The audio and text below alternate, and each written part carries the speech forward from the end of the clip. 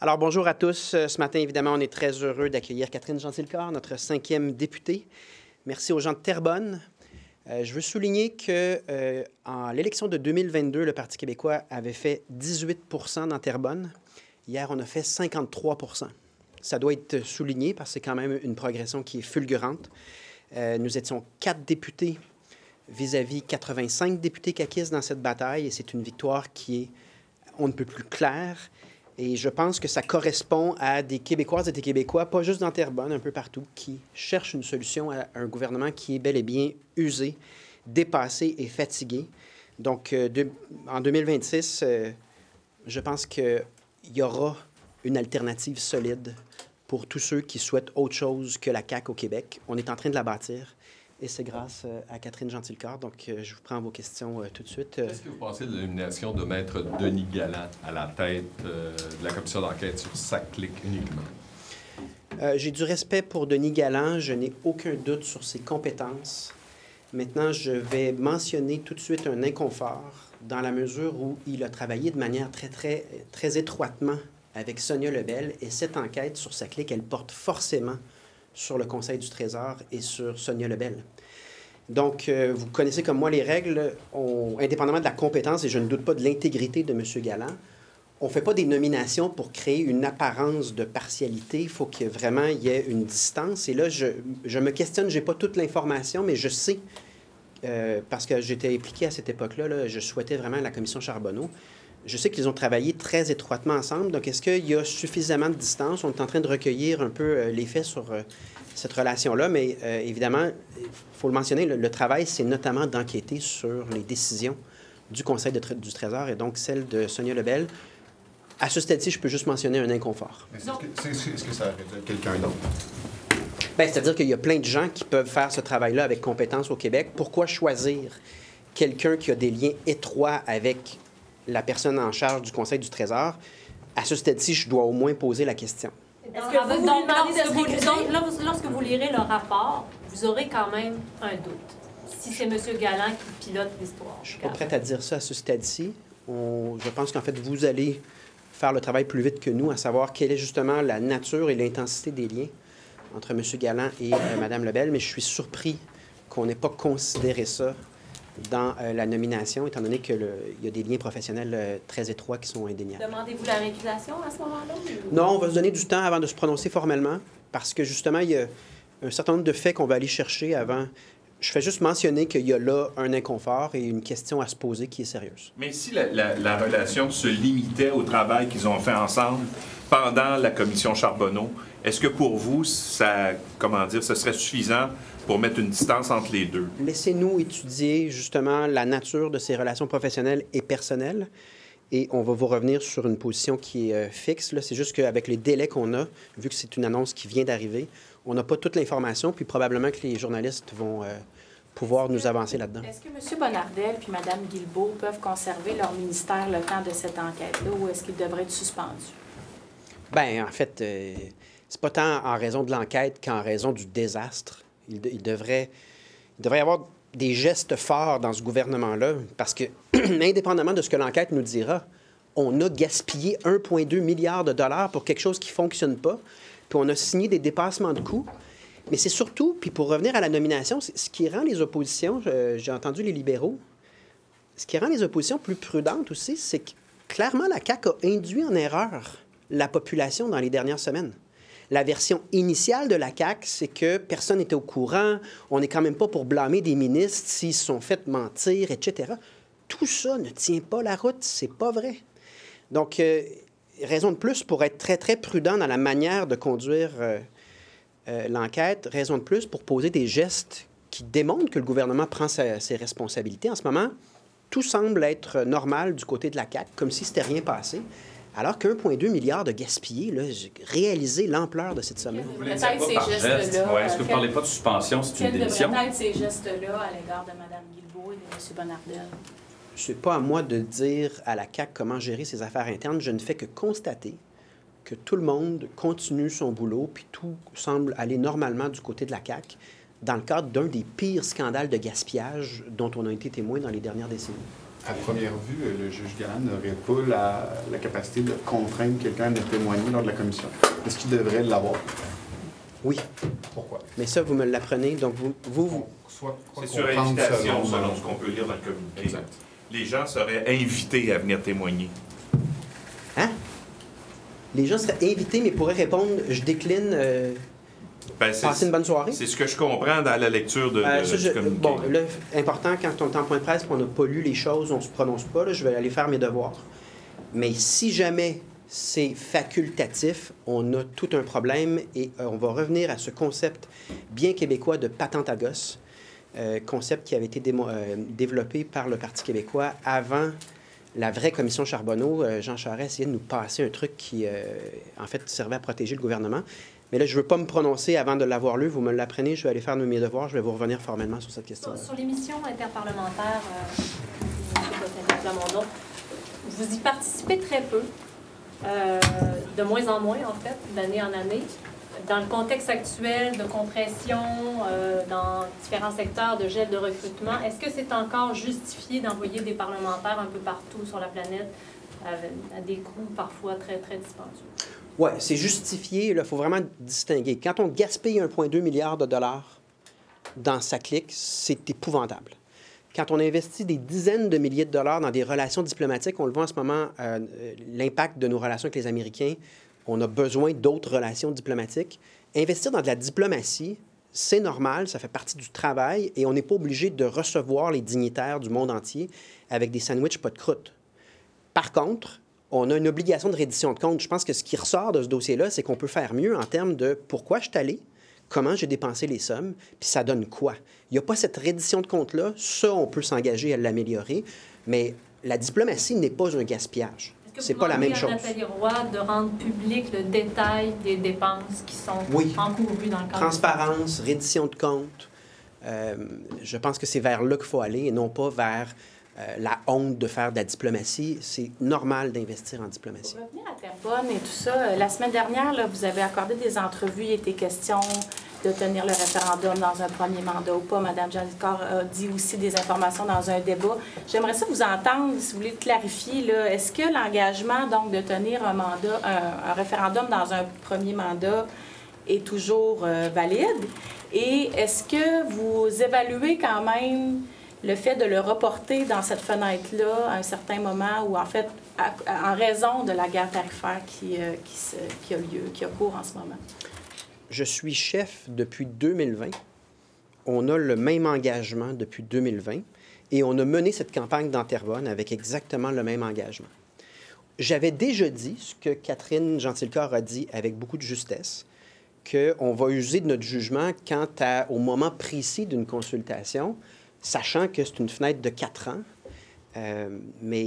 Donc, on garde le cap, nos engagements sont les mêmes, puis, comme je disais hier, on est fiers d'avoir un résultat aussi convaincant. 53 %, c'est pas rien.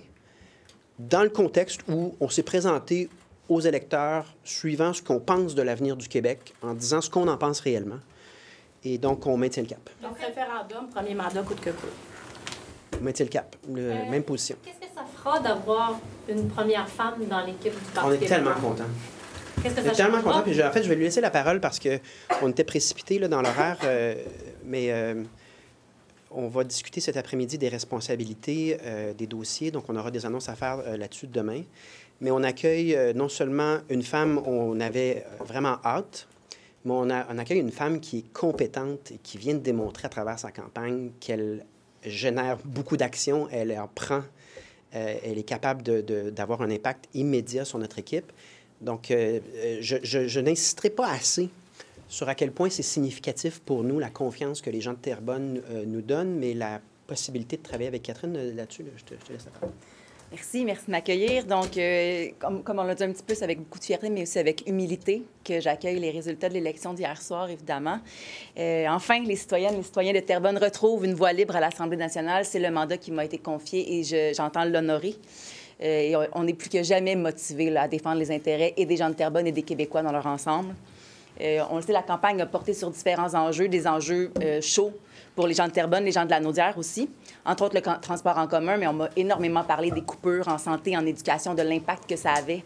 On m'a parlé énormément des fiascos économiques. On m'a parlé de Nordvolt, encore plus depuis l'annonce récente. Et puis, on m'a parlé évidemment de SACLIC énormément. On sent un ras-le-bol chez les gens de Terrebonne. On sent que ça reflète aussi un ras-le-bol plus généralisé chez les Québécois, chez les Québécoises. Mon premier objectif, là, c'est de rapidement servir les citoyens et les citoyennes. Ça fait 6 mois qu'ils ne sont pas représentés à l'Assemblée nationale. Les dossiers s'accumulent sur le bureau de circonscription. Je l'entends, plusieurs citoyens qui sont venus me voir pendant la campagne pour me dire « Mes dossiers ne bougent pas, j'ai besoin d'aide ». Donc, ma priorité, là, en ce moment, c'est de mettre en place une équipe forte pour pouvoir répondre à ces besoins-là là, des gens dans la circonscription. Puis évidemment, très hâte d'être assermentée pour pouvoir pleinement prêter main forte à l'équipe de Paul Saint-Pierre Plamondon, des deux Pascal. Je pose la question, qu'est-ce qu'une femme, une première femme dans votre équipe, ça va changer dans votre façon de faire de la politique?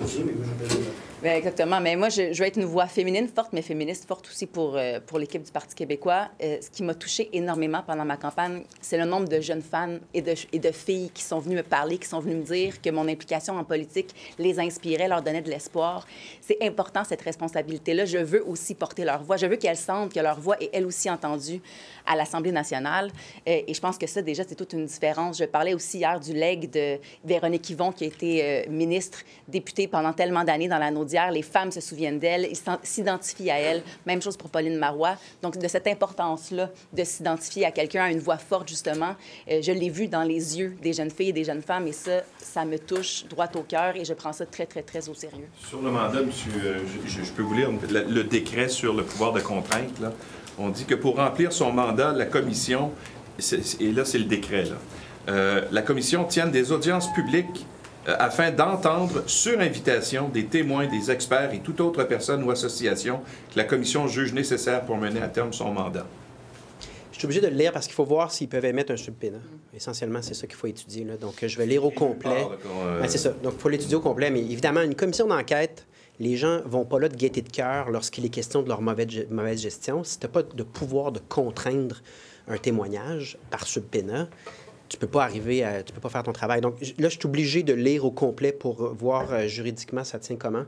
Je vous reviens là-dessus. Je veux juste revenir sur Terrebonne. Est-ce que vous avez quand même une victoire éclatante, là, avec 50 quelques %? Est-ce que vous attribuez ce score-là davantage à un vote sur l'indépendance ou davantage à une insatisfaction du gouvernement en place? Bien, il y a définitivement une perte de confiance complète envers le gouvernement. Un résultat comme celui-là, plus de 50 % témoigne forcément d'une perte de confiance envers le gouvernement. Mais ça témoigne également d'une confiance envers nous, parce que regardez les 3 autres partis, c'est vraiment nous qui avons fédéré tout le monde. Et ça, c'est un vote de confiance envers le fait qu'on est indépendantiste, le fait qu'on est authentique, le fait qu'on suit bien nos dossiers, qu'on ne travaille pas sur le coin d'une table. C'est tout ça. Et il ne faut pas tirer de conclusions présomptueuses, mais il faut également admettre qu'on s'est présenté à nouveau avec notre programme comme on est, et on a eu un très, très fort degré d'appui. Est-ce que ça vous rassure? C'est une valeur pour nous. Est-ce que ça vous rassure, M. Saint-Pierre Plamondon, le résultat d'hier, quand on regarde ce qui s'est passé au cours des dernières semaines avec l'espèce de love-in du Canada là, versus les menaces de Trump et toutes les négociations? Que vous le disiez comme ça, je n'avais pas pensé, mais c'est un peu un love-in du Canada. Le retour de Jean Charest, Jean Chrétien et Stephen Harper en même temps, qui sont tous venus nous dire que la souveraineté, c'est important, puis il faut se battre pour l'indépendance. Ça ne s'invente pas. Donc oui, ce n'était pas un contexte nécessairement facile pour un parti indépendantiste dans le cadre d'une partielle. Et on est très conscient du sérieux de ce qui se passe aux États-Unis. Dans ce contexte-là, d'obtenir 53 %, ça n'arrive jamais, plus de 50 %, là, ça arrive une fois par décennie, une élection qui finit à plus de 50 %. C'est encore plus significatif. Et rassurant. Rassurant. C'est apprécié qu'on nous ait fait confiance puis qu'on nous ait donné une personne de la qualité de Catherine comme 5e députée. On l'apprécie. Est-ce qu'on tient pour acquis quoi que ce soit? Tu sais, je veux dire, nous, on continue, on garde le cap, puis on a hâte aux prochaines... il y aura probablement d'autres partiels. Là, en même temps, n'était-il pas normal d'aller regagner un château fort que vous aviez perdu? Est-ce que vous ne sentiez pas quand même nous autres, on que la pression... Non, mais est-ce que la pression était plus forte? Parce que là, le gouvernement est tellement en fait dans les sondages. Si vous n'aviez pas réussi à aller chercher ce comté-là, il me semble que ça aurait été... Ben, c'est-à-dire que la pression était sur deux partis, là. Un gouvernement qui nous dit qu'il ne sait rien puis que tout va bien, puis un parti qui est en train de se rebâtir un député à la fois, une députée à la fois. Et la réponse est éclatante, là. Elle est claire. Donc, on avait de la pression sur nous, on a bien répondu. Il y avait de la pression sur le gouvernement, puis il me semble que le message est non équivoque, là. Quand vous avez gagné la partielle dans Jean Talon, le lendemain, vous avez demandé plus de place en chambre. Est-ce que vous aviez obtenu? Est-ce que là, vous avez demandé d'avoir encore plus de place en chambre après avoir... Bon, on demande l'équité, là, c'est-à-dire que si on augmente en députés, on devrait avoir un petit peu plus de place. Il ne faut pas oublier qu'on réussit tout ça avec une seule question. Peu de ressources, puis on était 4. Donc, pour nous, à chaque fois qu'on peut augmenter un peu nos ressources et notre temps pour faire notre travail, c'est très déterminant. C'est une augmentation de 25 À quoi ça pourrait ressembler, par exemple? Là, Il y a des règles, là, donc on va s'adresser à la présidence. Est-ce que vous mettez le cap sur Arthabasca? Arthabasca et peut-être d'autres endroits. Hein. Donc là, il y a des choses qu'on va apprendre, j'imagine, d'ici à l'été. Mais on va être content de relever d'autres défis. On ne prend rien pour acquis. Mais il y a là une source d'espoir et de confiance, je crois, d'une formation politique qui se rebâtit. Je pense qu'on peut qualifier la candidature de Pascal Paradis de solide. Vous allez découvrir que Catherine Gentilcore est solide. Et cette démarche-là de bâtir, je pense qu'elle est nécessaire et elle fait du bien dans un contexte de confiance vraiment effrité vis-à-vis du gouvernement. Quels sont les dossiers que Catherine Gentilcore va porter? Donc, on a une réunion tantôt, on s'en est parlé, mais les annonces vont être faites demain là-dessus. Il y en a, vous avez un intérêt? Vous parlez de conditions féminines, notamment, peut-être? Ça peut vous intéresser? Ou... Mon expérience est vaste, mes intérêts sont nombreux. On connaît mon expérience, mais c'est vrai, tu sais, je veux dire, j'ai été gestionnaire dans le domaine de la culture, des médias, j'ai été PDG d'une organisation en technologie, j'ai été présidente du parti aussi. C'est pas le boulot qui manque, puis les dossiers qui manquent non plus, donc on pourra confirmer ça. Sentez-vous moins, M. Pascal Plamondon, quand même au sein d'un boys club maintenant? Pardon? Vous sentez-vous moins au sein d'un boys club? Ah, mais on n'a jamais souhaité être un boys club, là. On est tellement contents. Je veux dire, c'est ça qu'on souhaitait. Donc, on ne peut pas être plus heureux. Je confirme, ils sont très contents. Très Madame Gentilcore, on the results in Terrebonne, do you see this as a win for your party or more as a vote against the CAQ? I think it's a win for the party. I mean, the chef told it earlier. People think that we're very rigorous. They think that we work well. They think that we're strong. That's what I heard on the field the last couple of months. So clearly it's a win, but of course there's a lot of how could I say that? Disappointment toward the CAQ, and I heard that a lot too. I mean, the fiasco with SACLIC, with the Nordvolt as well. So it's very clear that they wanted to send a message to the CAQ. Regarding this, like they came out, the CAQ government came out with the mandate of the public inquiry on the SACLIC fiasco just a few hours after a victory, the PQ victory. Is it a coincidence or it's to create diversion? It's a great question, I think. It's a very good question to ask. But I can tell you that people were very disappointed about SACLIC and that they were very sick of it.